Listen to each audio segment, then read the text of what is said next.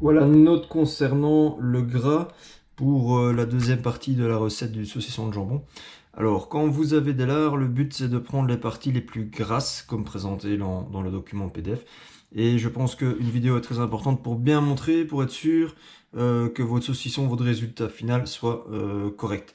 Alors, il vous faut vraiment du gras le plus blanc possible. Je ne sais pas si on voit bien sur la vidéo, j'essaie de montrer les parties du lard maigre que j'ai prises. Donc il faut un maximum de blanc, et si jamais il y a de la viande, comme entre les lards ici, on voit les petites rangées de viande. Le but c'est que ce soit vraiment de la viande qui est limite blanche, qui est vraiment très persillée, et pas de la viande comme j'ai laissé ici rouge. Ça je le retirerai au moment de travailler les couennes, hein. Lorsque je vais découenner, je vais retirer cette partie-ci et je vais vraiment échauder toutes les parties blanches.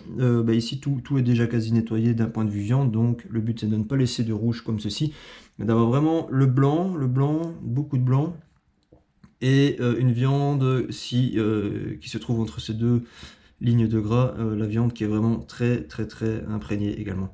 Donc voilà pour la partie gras de lard, qui est extrêmement important pour le résultat final de votre saucisson de jambon, saucisson de Paris ou saucisson de volaille.